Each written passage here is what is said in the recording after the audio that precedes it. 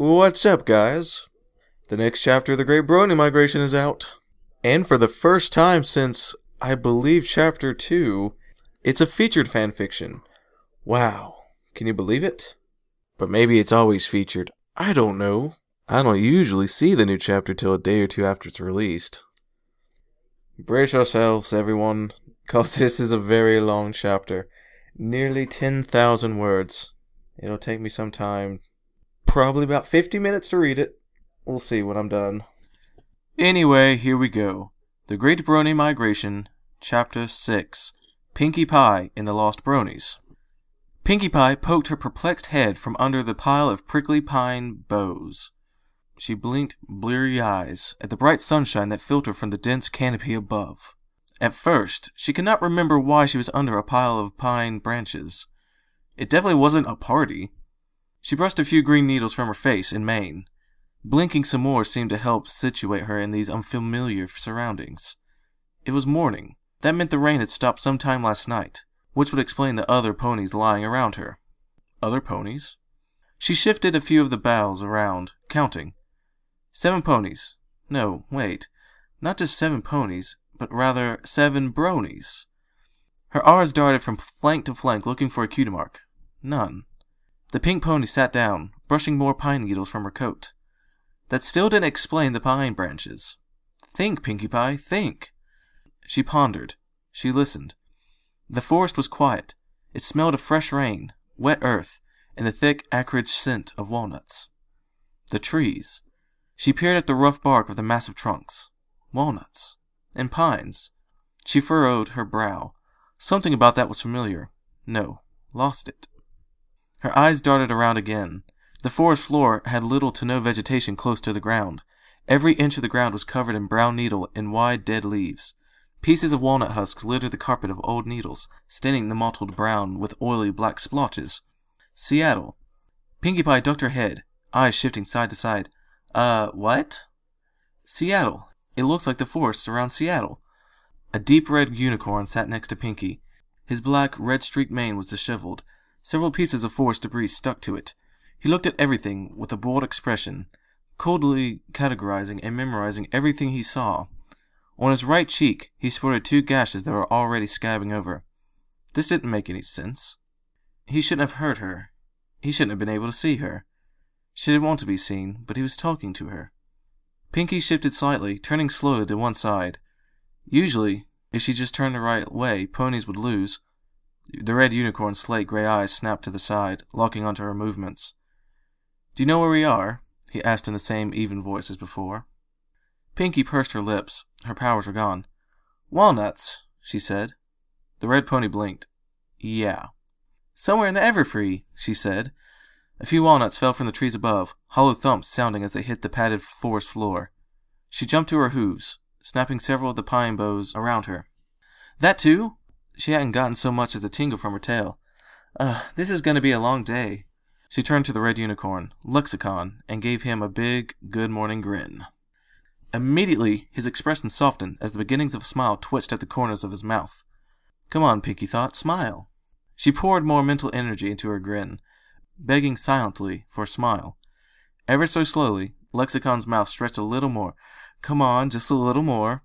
Well, hey, looks like the sun finally came out. Another brony woke up. Lexicon's eyes flicked to the side. The smile died. Pinkie could almost hear its tiny cry for help as it vanished. Her ear twitched. Stating the obvious was her job. She'd have to bring her A game if she wanted to stay ahead of these bronies. The smile killer was a tall, light blue Pegasus, silver lining. At his exclamation over the obvious presence of the sun, the other ponies stirred from their sleep. Pinkie hopped out of the pile of branches to survey the forest. She needed to keep moving. No telling what might happen with her powers gone. Oh yes. There was no way she was going to let that get her down. She wasn't about to let Pinkamena out of the bright and happy cage she had made. No siree. She hopped around to one particular tree. It wasn't any different from the others, except for the fact that she had picked it out. Lexicon and Silver Lining watched her. She liked the attention, but Lexicon was starting to creep her out a bit. No, that's mean. He wasn't creepy. He was... creepy. Oh, candy canes.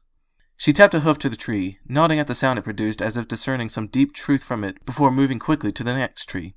She made as if to tap this one too, but at the last moment decided to listen first to the roots. All the while, her eyes darted around constantly, searching for anything that might hint at where they were. Pinkie knew by now that they had to be in the Everfree somewhere. Only wild trees made that distinctive thump. She was also thinking faster than she ever thought in her life, and that was saying something because she usually ate quite a bit of sugar. The sugar. When her currently ingested supply ran out, that's going to be quite the slump. She blinked, snapped her head up, and quickly went to another tree.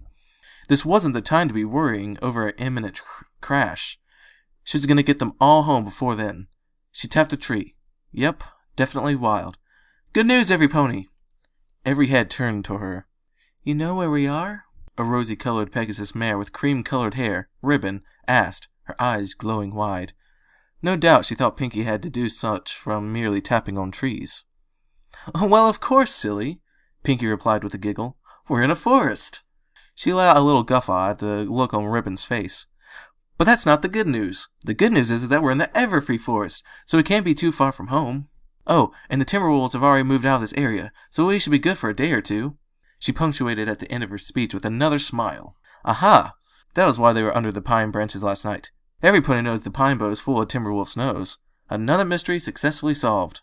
So, Spearmint, a flaxen-coated Pegasus with a bright green mane, said while looking around at the ancient trees with a skeptical frown, if we're in the Everfree, could we see the camp from here? Pinkie scrunched up her face and thought, it's worth a try, I guess. Who wants to fly up there and see if he can? I will. Spearmint spread his wings wide and got ready to launch himself into the air. Not so fast, Greenlocks. Silverlining galloped forward and stomped on Spearmint's tail just as he jumped into the air. Spearmint yelped in surprise as his launch was abruptly aborted. Gah! What the hay was that for, Silver? Silver snickered. Heh, so that really does work. Go figure. Spearmint shot a you don't say look at him. Anyway, you know what Rainbow Dash said about rookie flyers. No first-timers. Can fly without a third-timer. Yeah, I know. But you are in C-Wing. Azure and Shadow Flash are with me in D-Wing. No pony here has flown more than once. Except for Ribbon, I guess. He flapped his wings and yanked his tail out from under Silver's hoof. So, Ribbon, you want to take me up? Really, Rainbow Dash would never know we broke the rules anyway. Maybe, but the rules are there for a good reason, Ribbon said gently. Flying is different here than it was on Earth. Be sure. I'd be happy to— Ah! She cried as she tried to spread her wings, one of them spasming as it hung at a grotesque angle. Every pony jumped at the painful shout. Ribbon fell to her knees, inhaling with a sharp hiss. Azure Clouds, a corduroy blue Pegasus stallion, rushed to her side, seeming to suddenly appear. Just hold still, Ribbon. Don't move it. He eased her down to the ground. Pinkie and the others inched their way closer. Lexicon grimaced as he leaned forward for a better look. That looks dislocated. We could pop it back in, I think. Pinkie flinched at Ribbon's contorted expression.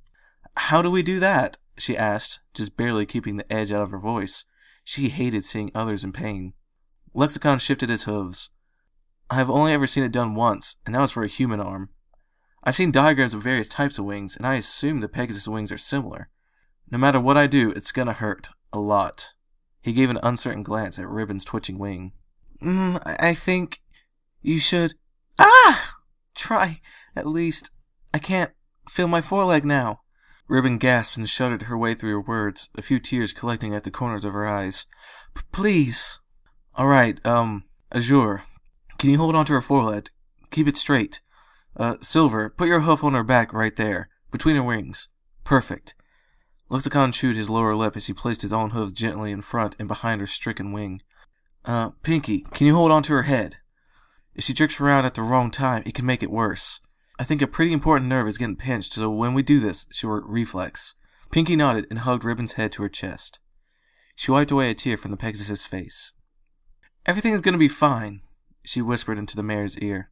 Okay, Lexicon uttered in a shaky voice. On the count of 3, Silver, I need you to put all of your weight on that hoof. Ready, Ribbon? She nodded sharply into Pinkie's chest. Lexicon looked over at Silverlining. Alright. 1, 2, 3. Silver threw all of his weight behind his hoof as Lexicon shifted his hooves at exactly the same moment, guiding the joint back into position. Ribbon screamed. Muffled as it was by Pinkie, it still echoed through the trees before Ribbon's voice collapsed into a series of gasps. Pinky stroked Ribbon's mane. Well, that was fun. Silver and Spearmint, could you be super duper awesome and break Dashy's rules real quick? Silver shrugged, and Spearmint hoofed at the ground. Yeah, we can be quick. Ready, Spearmint? The two Pegasi launched themselves into the air, leaving those on the ground awash in small gusts of wind. Ribbon caught her breath and finally pulled her head away from Pinky's grasp. That was... Where did you learn how to do that, Lexicon? She winced at her wing as she folded it tight against her body. Pinky left an ear open to the conversation, but Radiant Star had caught her attention, so she started to hop her way over to him. I read a lot. You learned that from a book? There was a hint of laugh in her voice. Yeah. I spent a lot of time just learning stuff, Lexicon mumbled. Ribbon giggled, then hissed sharply. Okay, I can't laugh for a while. Well, I sure am glad you did, Lexicon. Pinky turned just in time to catch Ribbon placing a quick kiss on Lexicon's cheek. Thanks. Pinky giggled to herself at the grin that blossomed on the red unicorn's face. What was that, Azure? Feeling left out? Ribbon trotted over to the blushing blue Pegasus and planted a kiss on his cheek as well. Radiant Star sat with his back to all of them, staring out to the dappled shadows of the forest. Pinky decided not to jump on him, her original intention, and instead plopped herself down next to the silent unicorn. Do you think it would look like a saddle? She asked the forest, but if Radiant Star answered, that'd be okay. He blinked, his eyes focusing on the ground in front of him. No? Pinky adopted a sly smile. That's too bad. The last dino who thought the forest looked like a saddle got a kiss. Radiant snorted and stirred some of the dead pine needles around him. Huh. Lucky guy, then. He once again stared off into the distance. Pinky studied him a little closer. It was the perfect time to do so, for he was completely oblivious to her. She suddenly noticed something. There were a lot of blue bronies. Not blue as down in the dumps, though there seemed to be quite a few of those too. Idly, she wondered if they were blue because they were green, they would die. She giggled. That was silly. Have you ever lost something that you never knew you had, Pinky? Radiant Star asked under his breath. She eyed the unicorn. If there was one thing that these bronies were good at, it was being totally random. Sure, I've lost lots of things that weren't ever mine. Like a few weeks ago, I lost Dashy's favorite Wonderbolts poster, and one of Twilight's quills. Oh, and I borrowed a pair of scissors from Rarity, but Gummy dropped them in the sink. What? Radiant turned to her, arching an eyebrow. I know, it doesn't make sense to me either. Why did Gummy think the sink's like scissors? He was right. I was never able to get those scissors to come out. No. What are you talking about? He scratched his head with a hoof. I don't know. What were you talking about? She batted her eyes at him, in a practiced expression of innocence. I don't know either, I guess. He let out an exasperated sigh, frowning at the pile of brown needles he had made. Pinky got up and stood in front of him. She stretched her neck as far as she could, squinting into his eyes. He shied away from her slightly, but he didn't break eye contact or try to leave. Of course, it was there. Or more importantly, it wasn't there. He had brilliant cyan eyes, deep like the color of a clear winter morning, but not nearly as cold. If she looked hard enough, she could see the forest reflected in his eyes, but not herself. This fact nestled in the back of her head, fostering an unease that she could not shake. In some ways, she wished she didn't notice these sort of things. Radiant chuckled a weak and uncomfortable laugh. Pinky? His ears folded flat against his head. She blinked and realized that she had been leaning forward to the point that she was balanced on her front hooves, her hind legs up in the air. He had sunk backward into an awkward position, on the verge of falling flat on his back.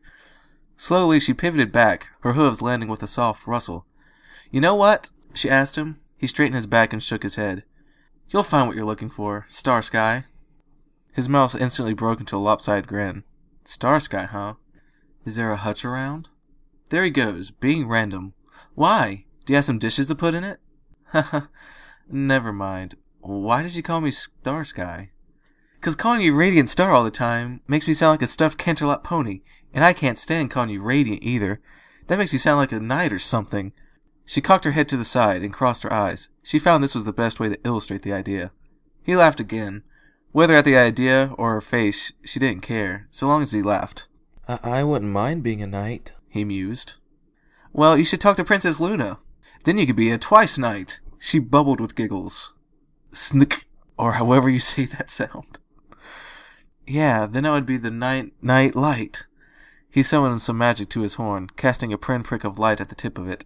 It wasn't that funny, but they laughed anyway. It was subdued by mostly giggles, but laughing all the same. "What's that?" Lexicon asked no pony in particular. "Shh! Hey, any pony else hear what I'm hearing?" This time he was clearly addressing the ponies gathered around the withering pine branches. Pinkie stifled her giggling in time to hear something. It sounded like a cross between crackling leaves and the pealing of a bell. Whatever it was getting louder. Louder means closer, and loud things are usually bad in the Everfree. Other noises started to filter through the trees. Was it yelling? "Hide!" A thin voice managed to punch its way through the increasing volume of the crackling bell. Ribbon squinted in the direction of the voice, and the strange noise came from. Was that spearmint? No pony had the chance to answer, for the canopy exploded in a shower of twigs and leaves as a flaxen streak came hurtling into their little clearing. Spearmint's hooves carved 4 deep ravines into the forest floor as he recovered from his maniac dive. "Hide! Hide! Quick!" he yelled. Even before he skidded to a halt, he tried to fling himself at the nearest bush. "What? Where's Sil? Oof!" Shadowflash disappeared in the middle of his query as a blue blur swept him off his hooves. "What the hay is going on?" Ribbon had to shout over the deafening sound. Lexicon was galloping back and forth across the clearing, looking for a place to hide. Azure clouds practically danced around where he stood, unable to decide on where to go. Shadowflash and Silver Lining were a tangled mess of flailing hooves. Pinkie Pie and Radiant Star glanced at each other, mirrored expressions of consternation. Spearmint emerged from his hiding place long enough to shout, "Phoenix!" An angry red glow of phoenix fire blossomed to Pinkie's left. The legendary bird's fearsome cry made the hair of her coat stand on end. "Don't hide! Run!" Pinkie bellowed before promptly taking her own advice, setting off at a dead gallop. She streaked between the startled Ribbon and a hiding Spearmint. She glanced back only to see if they followed her. Forest foliage slapped savagely at her legs and face, almost as if the Everfree was trying to slow her down. She pushed through the floor, determined not to meet the angry phoenix. At the heart of the winged terror's wrath beat at her back, spurring even more panicked speed out of her legs. A shadow loomed over the forest as a new sound made its way to her ears through the rush of wind and roaring flames of phoenix wings. Water. An idea burst into her head like confetti party favor. "Every pony, keep up and follow me!" She angled the path of their desperate bid at escape towards what she hoped was a waterfall and not a cliff. Deftly dodging through the trees, she dared only to look behind to make sure her terrified friends were indeed keeping up. The phoenix was growing more irate with every furlong they ran. Several times it swooped over the group, swooping in as close as it could in an attempt to burn them all to ash. But by some benevolent bouts of brilliant luck, every time it tried, the phoenix had to swerve away from its quarry, or collide with a conifer, or risk getting walloped by walnuts. The sound of rushing water was music to Pinkie's ears. Just a little further, and they could be safe. Her lungs were burning. She could feel her strength waning as lather started to show through her coat. From the lack of frightened whinnies and the heavy panting behind her, the Bronies were faring worse than she. The forest began to thin. She could see a sparkle or two flash among the darker shadows. So close. Without warning, the trees vanished, and Pinkie found herself galloping on coarse gravel and blinking in bright sunlight. Their romps were really cooked now. If there wasn't a waterfall or cave or something that they could hide in, the phoenix was going to torch them all like so many wicker ponies. Pinkie breathed a little prayer as she caught sight of a waterfall to her right, just around a small bend in the shallow river. She charged into the river, throwing water into the air with her hooves. The phoenix bellowed an almost triumphant cry as they barreled into the open space of the wide river. The others splashed into the river behind her, tossing more spray above them as they labored to keep up. Time and time again, the phoenix dove at them, screeching at the water as it foiled its attempts at burning them. It veered off in vexation, emitting frustrated squawks. By now, the Brony saw where she was headed. Seeing the reaction their splashing got from the fiery bird, they could put 2 and 2 together. They all dug deep, pushing for even more speed, just a few more yards. Pinkie braced herself as she jumped through the sheet of falling water. It was very nearly shoved her face into the ground as she galloped into it, spluttering and choking. She dug her hooves into the loose gravel just in time. The solid stone of the outcropping was only a few feet behind the waterfall. So much for hiding in a cave. The little sanctuary was soon filled with wet and wheezing ponies. But they only had a moment's respite. The sound of the roaring phoenix shook the ground beneath their hooves. Angry hissing issued from the waterfall as steam swirled into their refuge. It wasn't going to give up so easy. "What is it doing?" Shadowflash panted, scooting farther away from the aquatic barrier. I think it's trying to get in. Lexicon backed against the stone, pulling his hooves out of the suddenly hot pool of water. Or it's trying to cook us, Ribbon groaned. Pinky could see the phoenix swooping back and forth on the other side of their pitiful wall of water, blasting the ground and the fall itself with flame. A few tongues of the mystical fire licked the edges of the water, the stones round about taking on a reddish glow. The air was heavy and hot, much worse than a sauna ever was. Spearmint and Silver Lining looked to be on the verge of passing out. Pinky felt lightheaded herself. The tolling bell of phoenix magic filled her ears, the pall of steam suffocating her. She never thought that it would end this way. At least she had hoped that there would be more cake involved.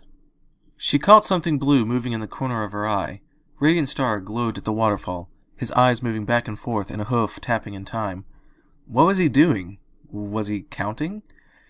Things weren't making a whole lot of sense. The steam was melting every thought her tired brain tried to make. 1, 2, tap, tap, tap. 1, 2, tap, tap, tap. The blue unicorn squared his shoulders, pale magic beginning to coalesce around his horn. Pinky flung out a hoof 1 second too late. Radiant reared up and with a mighty bellow charged through the waterfall. It was as if the sun itself fell from the sky to land in front of their hiding place.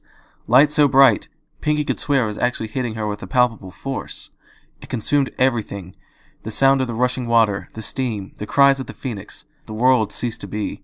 How long it lasted, there was no telling, but when it finally left, the silence rang in her ears, like the silence after a storm. Star Sky? A shaky whisper escaped her lips. Nothing. Not even the phoenix made a sound any longer. Perhaps it was gone.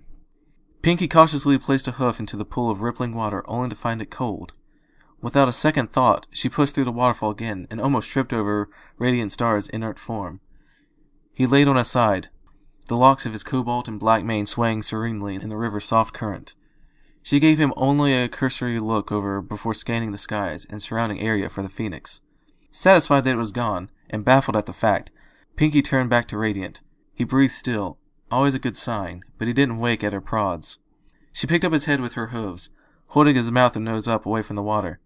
It's safe! Come on, every pony! One by one, the Bronies emerged from the waterfall. Pinky jerked her head. Hey, Shadow Flash! Azure, come here! As he plodded over to her, Spearmint sighed and knelt into the river, eventually assuming the same position Radiant was currently in. He had some scorch marks marring his light coat and a red patchy burn on his neck. Look, he sighed at Silver. I said I was sorry, alright? It's not like I wanted to fall out of the sky, you know. Silver splashed some water on Spearmint's face. Yeah, but you could at least try to keep your cool. But no, you had to freak out and wake a flippin' phoenix. Okay, Mr. Perfect Flyer, Spearmint spat. Next time I'm randomly falling, I'll be sure to aim for your... Hey, knock it off, you two. Ribbon limped over to a ruffled Pegasus. It was no pony's fault. We should just be glad Radiant Star was here to save our flanks, so stuff it. Is he okay? Azure asked, stooping to look closer at Radiant's face. I have no idea, but I think we should at least get his head out of the river. Pinky said, shifting the dead weight in her hooves. Her foreleg was starting to itch. Okay, but I don't think I have the strength to lift him. Shadow Flash hung his head. His onyx coat shimmered in the sun with the heaving of his chest from their desperate run. Me neither, Azure said dully. How about we just spin him around? Move his head up on the bank there. He thrust his chin out the side of the river. Okay, just be careful. Pinky sidled over to let Azure get in front. Her leg itched so bad it felt like it was on fire. The two stallions positioned themselves and ducked their heads. Azure was next to Pinky by Radiant's head. Shadow Flash was at Radiant's back on the opposite side. Once he was situated, Pinky laid his head gently on the gravel, wishing she had something to put under him. She looked over him again, just to be sure he was all right, and her heart almost stopped. Her breath was sucked from her lungs in an astonished gasp. Seeming to glitter in the light and shimmers of the river was a cutie mark on Radiant's flank, the two-tone starburst of white and royal blue with 8 points. A golden circlet woven over and under the thin shafts adorned his coat. Azure and Shadow Flash jumped at her gasp, frantically searching the sky. What is it? Did you see the phoenix? It's not coming back, is it? Azure backstepped towards the waterfall. Starsky got his cutie mark! Pinky exclaimed, jumping up and prancing around the unconscious unicorn. Hee! This calls for a party! She stopped in her frolicking. As soon as we get home. But a party! She absent-mindedly rubbed at her foreleg with a hoof. Don't you see what this means? Starsky found the thing he didn't lose in the first place. Silly Brony. Azure and Shadowflash just stared at her. Ribbon came over, cocked her head to the side, and squinted at Radiant. That can't be right. Lexicon joined her. Yeah, that's not his cutie mark. Can those change, Pinky? Soon they were all crowded around Radiant. Pinky scratched furiously at her foreleg. No, silly, those don't change. What is with this? She finally looked down at her leg to find it covered in the strangest stuff she had ever seen. It looked like jelly. Golden, shiny jelly. It was all over her hoof as well. Little blue streamers of lazy smoke coming off of it. Wah! She yelped and jumped into the river, scrubbing at the glittering liquid. The water hissed and skidded on her leg and hoof like oil in a hot pan. The golden substance hardened as it came into contact with the cold river water and turned to chalky white as it fell from her coat. Dissolving into the stream. Shadowflash sat down heavily, splashing into the river. Okay, I have no idea what's going on anymore. Can some pony explain this? Hey, look at this! Lexicon was peering at Radiant's horn. There's a crack right there, see it? That can't be good. Any pony have something to cover it up with? No. So does that mean he's got a concussion or something? What do you do for those? Silver asked. Why are you looking at me? Well, I thought you'd know, you know. You knew how to fix Ribbon's wing. My cousin was a chiropractor, so that was just lucky. I don't know if there's anything we can do for a concussion. I mean, right here, right now. How about those burns? Can you fix those? Spearmint winced as he turned his neck. This kills. Stick your neck in the water, Ribbon suggested. I was just doing that. Well, keep doing it, Lexicon interjected. I don't know if aloe vera even exists in Equestria, and there's nothing else you can do anyhow. Spearmint sighed and lay down in the river again, grumbling under his breath. Pinky rubbed the last of the strange liquid from her leg. She stood bolt upright. There was a tingle just between her shoulders, left ear twitching. A combo? She spun around in a quick circle, trying to get a look at her back. No golden glowing jelly. The tingle and twitch came again. Something was watching them. She shot a glance at the Bronies gathered around Radiant. They argued quietly, pointing at his new cutie mark. They weren't looking at her. In fact, they seemed to have forgotten all about her. Could it be? There's only one way to find out. Slowly, carefully, she picked up her hooves and walked out of the river. She fixed her mind in the desire to not be seen. She imagined the Bronies not looking in her direction. Her hooves crunched on the gravel, not even so much of a twitch of an ear from them. With a devious smile, she hopped right past Shadowflash, even brushing up against his tail. No reaction. As much as she loved being the center of attention, there was something magical about going unnoticed. The tingle and twitch fired again, this time with a shudder. That's strange. Something seeing from far away? She couldn't tell if the watcher was good or bad, as convenient as that would be. That wasn't how her powers worked. She ventured into the woods once again, staying close to the edge so that she could keep an eye on the Bronies who were still talking around their sleeping fellow. A little something tasty for every pony probably wouldn't go amiss. The Everfree may be dangerous and wild, but it still had some delicious secrets. In no time at all, she located a few morsels, a blue mushroom, several of the more common red and brown mushrooms, but best of all, she found a patch of simpruscal flowers. She found herself thankful for the time she had spent with Fluttershy in the forest, looking for interesting things to keep her in her experimental desserts, even if those desserts were better off forgotten. The Bronies were exactly where she left them, if engaged in a new activity. They had all given up on trying to understand Radiant's new cutie mark, as they put it, and instead were in varying stages of exhaustion. All of them but Lexicon and Radiant were sprawled out in the river, apparently asleep or very close to it. Lexicon laid by Radiant, a pile of random things in front of him, fiddling with something in his magic.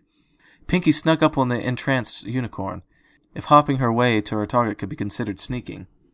Before revealing herself, she took a moment to watch him. He had assembled an array of things. Several twigs, a few different leaves, a collection of smooth river stones, and what looked like a piece of black glass. The black glass, or stone, whatever it was, sat under Radiant's horn. She shifted her position to get a better look. From a tiny fissure in Radiant's horn flowed a thin trickle of the golden liquid that she had gotten on her leg earlier. Lexicon levitated a twig over to the black stone and carefully dipped the end of it into the little pool of glimmering gold.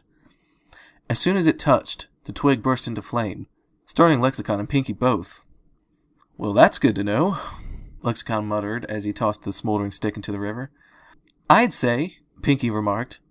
Lexicon jerked at the sound of her voice. A stone that had been in his telekinetic grasp flew over the river, splashing down next to Silver Lining and making him wake with a snort. Lexicon blinked up at Pinky. Where? How? No, when? Oh, around. But I hopped most of the way, but yeah, the whole time.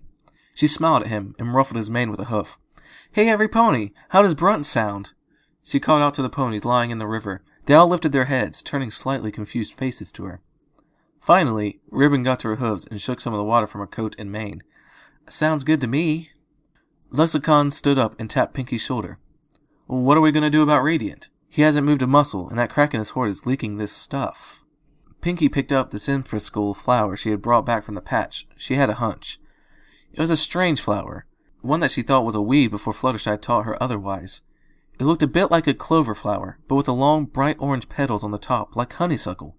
She bit into the side of the flower. Sweet nectar seemed to flood her mouth, making her jaw ache with the goodness of it all. Sometimes it was better than candy. It almost was candy. The smell of the Simpraskull permeated the air, an enchanting mix of vanilla, honey, and what seemed like 100 wildflowers all in one. Lexicon swallowed, no doubt finding his mouth watering at the delicious scent.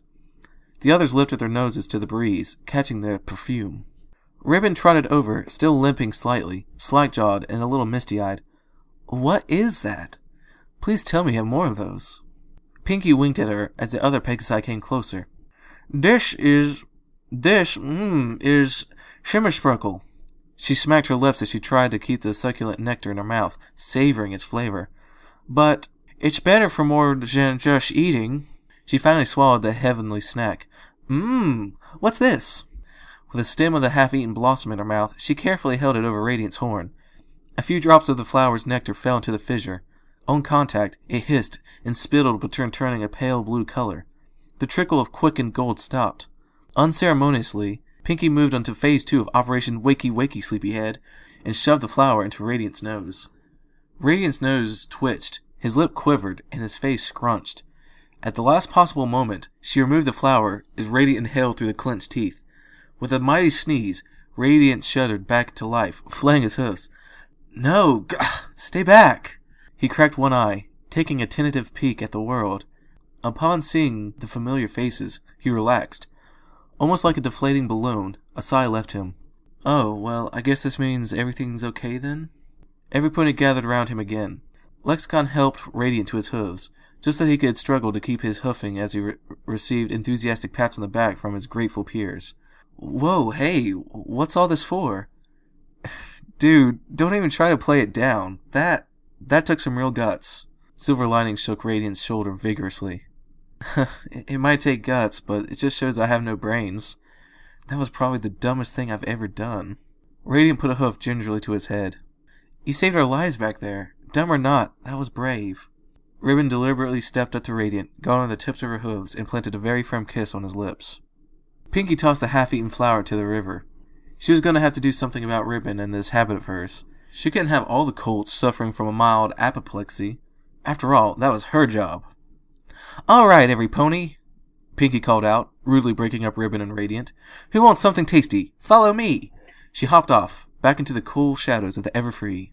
Not that they weren't running in terror, the forest seemed a lot more picturesque. The tall walnuts filtered the sunlight through an ephemeral green canopy.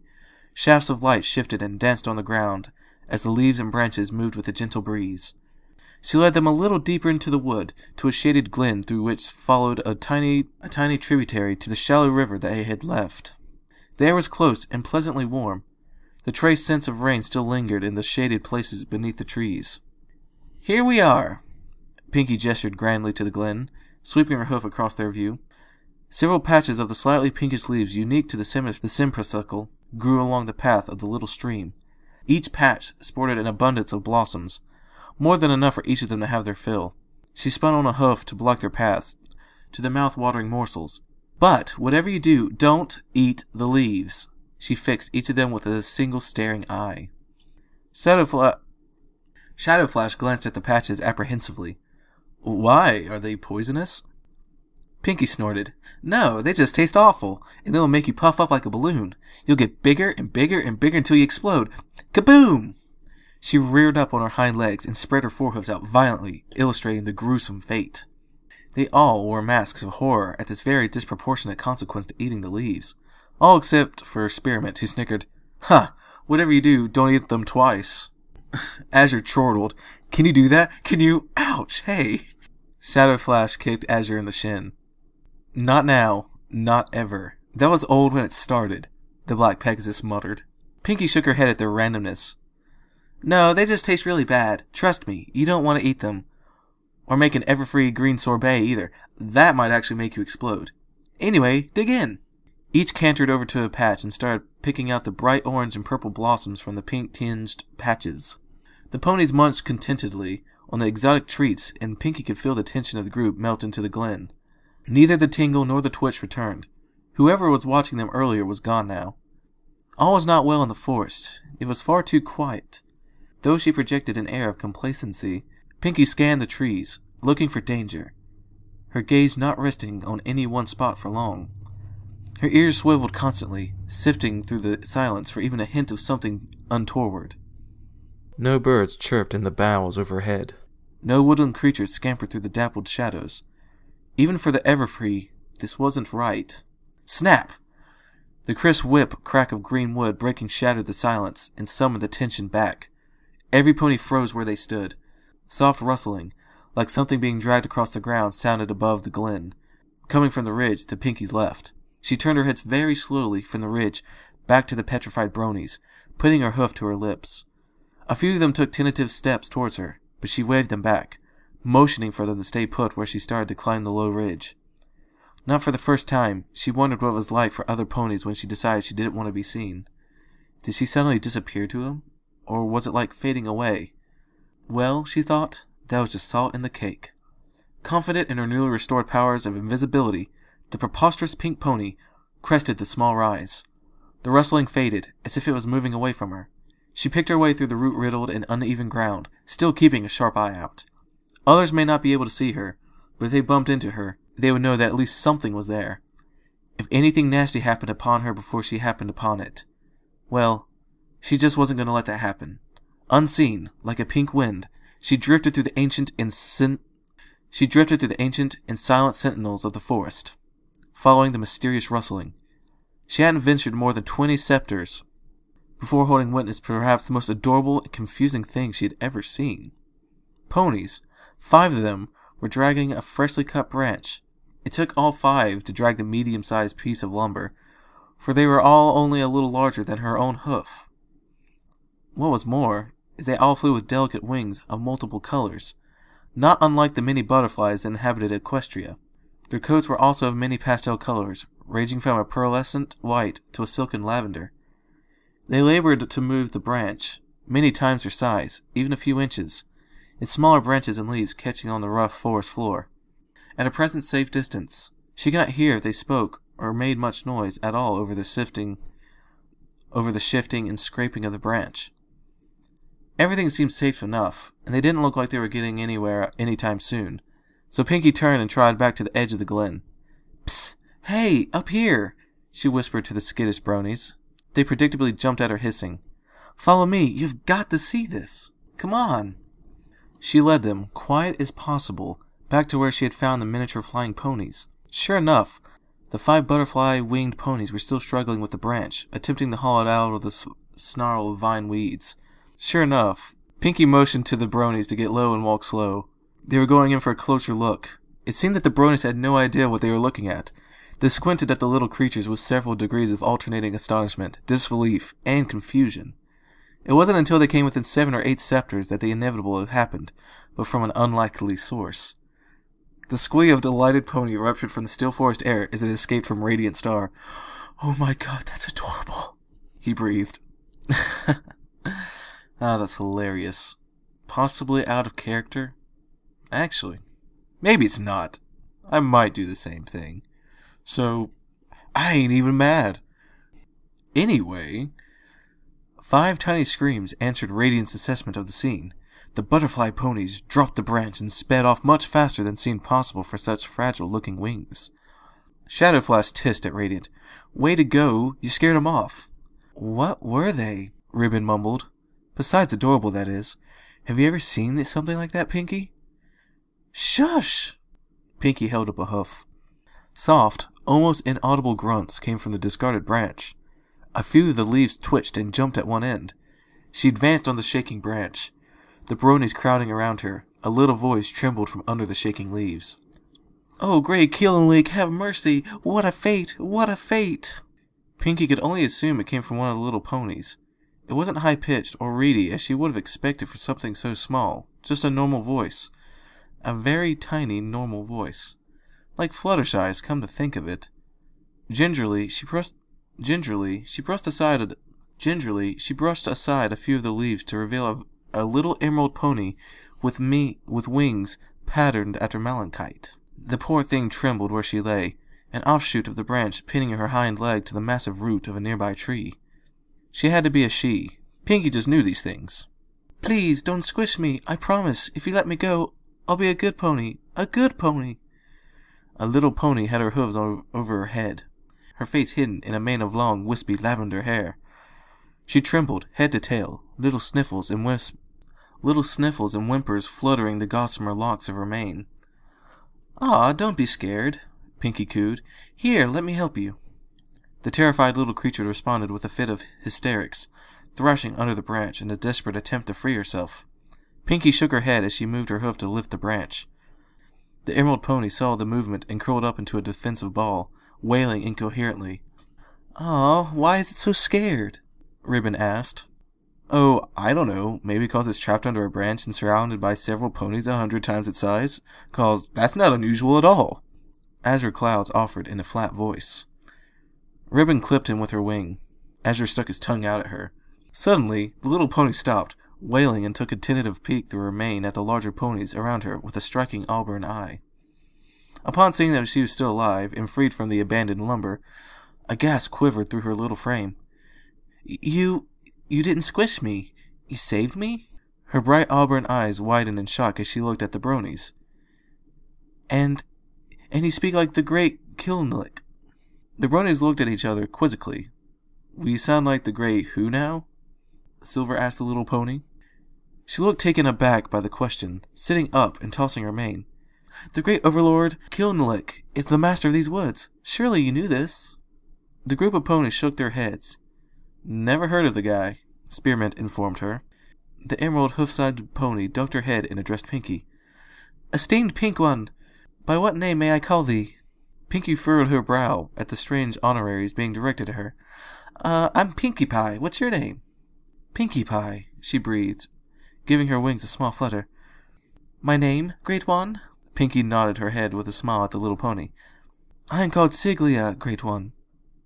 "I hope it's pronounced Siglia." "Siglia? That's an unusual name. You can just call me Pinky if you like." Siglia bowed her head. "As you wish, Great... Pinky. You may call me by another name. If you don't like Siglia, what name wouldst thou have me use?" Pinky was flabbergasted. Something didn't feel right here. No, I like your name, Siglia. It's very pretty." She settled on the ground next to the root upon which Siglia sat. The little pony looked almost disappointed. "If Pinky says so, so it is. This name is given to me by the great overlord Killenlick, but if thou wishest me to use it still—" Siglia?" Lexicon said uncertainly. "If you don't mind me asking, what are you?" Siglia looked to Pinky, as if for permission to speak to the red unicorn. Pinky nodded her head. "I don't know if I understand your question, friend of Pinky." "Like," Silver butted in, "we are, Bronies, I guess. And I'm a Pegasus. He's a unicorn." He jerked his head towards Lexicon. "And Pinky is an earth pony." Siglia frowned in thought, rubbing her chin with a hoof. "I'm not sure if my kind has a name, friend of Pinky. If we had one, it has long been forgotten. The great overlord Killenlick simply calls us his. He has never given us a name." "Oh, I know what to call him," Spearmint exclaimed with a grin. "Pixonies. You know, 'cause they're like pixies, only ponies." Silverlining gave a snort, leaning up against Spearmint. "That is probably the dumbest name I've ever heard. Of all time." Spearmint shoved him off. "I don't hear you coming up with anything, Silver Butt," he growled. "No, I think lily ponies would fit better," Lexicon offered somewhat airily. "Lily ponies? But they don't look anything like flowers, you dolt," Azure sneered. Lexicon rolled his eyes at the corduroy Pegasus. "You obviously have no culture, swine. Gulliver's Travels, come on." Don't tell me you've never heard of Gulliver and his adventures on the island of Lilliput. Well, maybe I was spending my time doing something other than being gullible on Flower Island, Azure reported. Hey, I think it's a good name. It's a lot better than Pixonies anyway. Ribbon defended Lexicon with a sour stare at Azure. What? Really, Ribbon? How could you not like Pixonies? That's like your favorite thing, smashing ideas together and stuff. You gotta admit, they look more like Tinkerbell than the little midget people. Spearmint raised an eyebrow at Lexicon. Was Tinkerbell a pixie or a fairy? I can't remember. Shadow Flash pursed his lips. Yeah, she was a pixie. They used pixie dust to get to Neverland. Radiant answered with a nod. You are actually going to go along with that, are you, Radiant? Lexicon said incredulously. They don't have pixie dust. They're ponies, for crying out loud. They just happen to have unusual wings. That's not the point, Lex. The point is that Pixonies makes more sense than whatever it is you said. Spearmint waved a hoof at the unicorn with a dismissive air. An exasperated growl rose in Lexicon's throat. But before he had a chance to fling at rebuttal at Spearmint, Pinky interrupted them. They are butter ponies, Pinky declared. The Bronies were all speechless. Pinky could almost see the gears grinding in their heads. Why? Shadow Flash finally asked. Because I like butter, she replied. There was no more need for further explanation. Pinky turned to Sigilyph, who was cowering on the root, her hooves once again over her head. So, Sigilyph, Pinky said gently, who is this great overlord Kilnalik? The newly dubbed butter pony slowly straightened. He is our protector, great Pinky. Long ago he saved the butter ponies from a terrible fate. He'd been keeping us safe for many generations, but... She fidgeted on the root, seeming to struggle with her words. But what? Is there something wrong? The great overlord Kilnalik says that he protects us from the giants. You.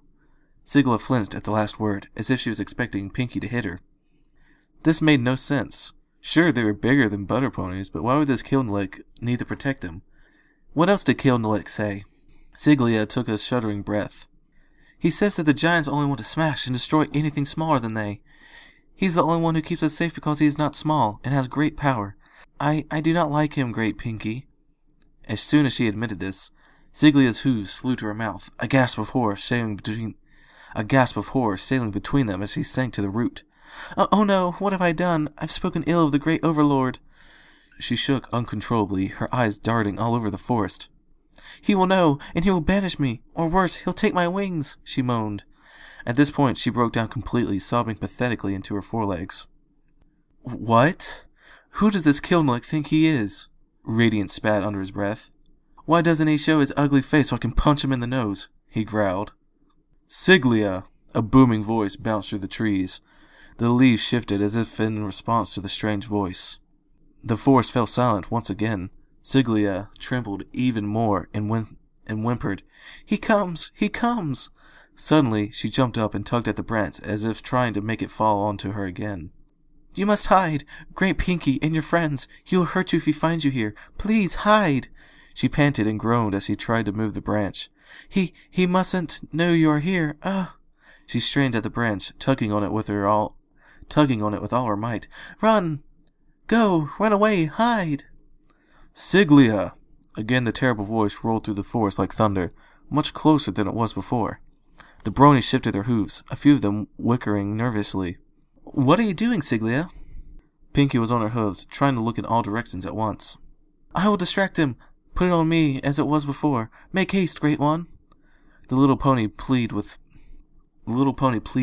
Pinky, finally prostrating herself on the root. But what about you? What will you do? Pinky could feel a lump rising in her throat, her stomach sinking with dread. Sigilyph! No time, Great One. I will be fine. Don't worry not. She shifted her eyes, tears of frustration welling in them. Please hide, Pinky. I will come find you later and tell you everything you wish to know. Just please. With an uncertain moan, Pinky placed the branch over the little butter pony once again. Be careful, Sigilyph.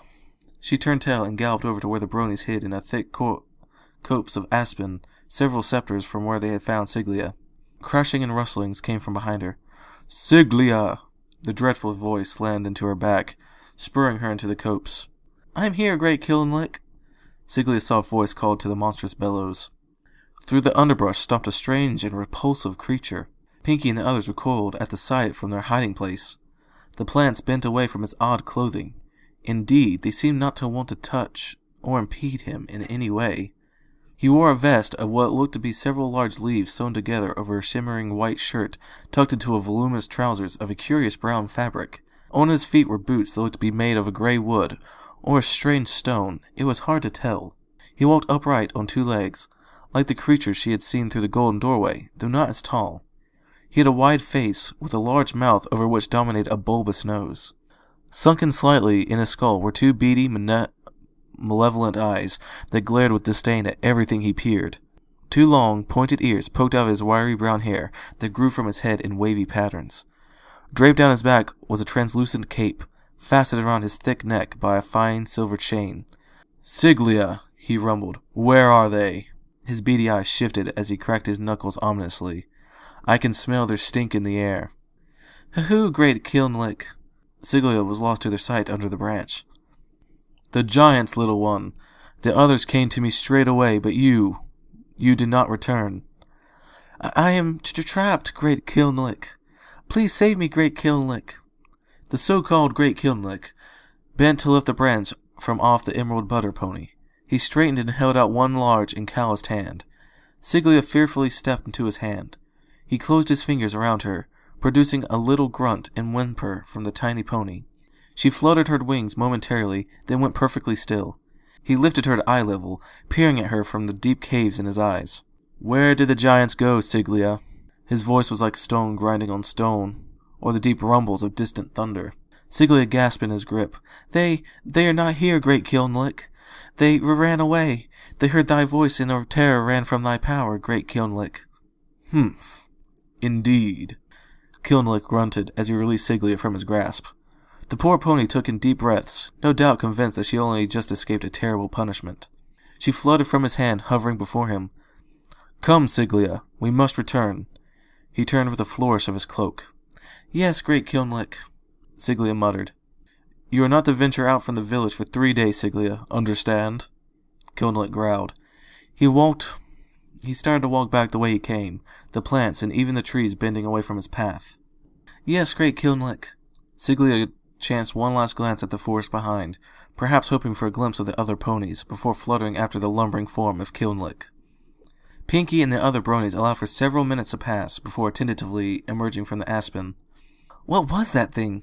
Pinky whispered mostly to herself. "It was ugly," Spearmint said.